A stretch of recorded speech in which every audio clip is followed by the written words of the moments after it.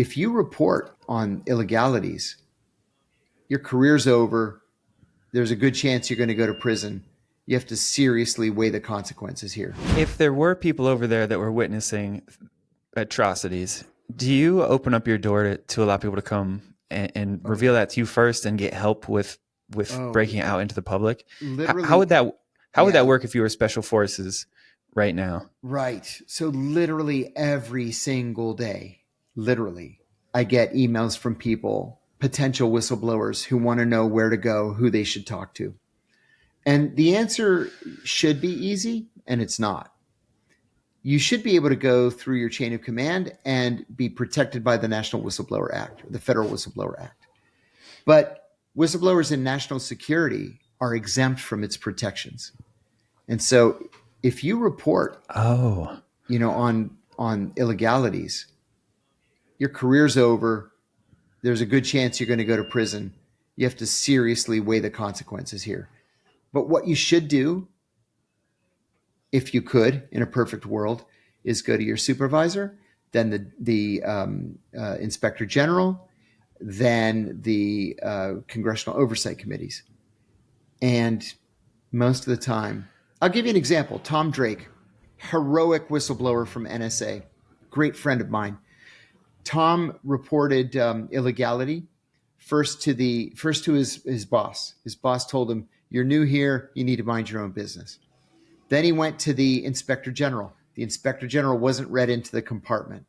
And so he's like, I don't know what you're talking about. Then he went to the general counsel. The general counsel said, "Buddy, this is way over your pay grade. You need to stop." Then he went to the Pentagon inspector general, because NSA is a DoD agency. The Pentagon inspector general reported him to NSA and said, "You have a rogue employee you need to watch out for." Then he went to the Congressional Oversight Committee, No way, the House Permanent Select Committee on Intelligence, and reported it. And they arrested him and charged him with 9 felonies, including 7 counts of espionage. The whole case fell apart the night before the trial began.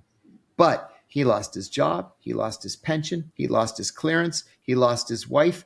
He ended up spending the next 8 years at the Apple store in Bethesda, Maryland, working in the Genius Bar. This guy was one of the country's leading experts in internet privacy. And that's what they do to you. And this is really concerning. Like, how do we open up the doors? Does it have to be through grassroots, like YouTube channels, or does a person need to start a YouTube channel to get out in front of the message?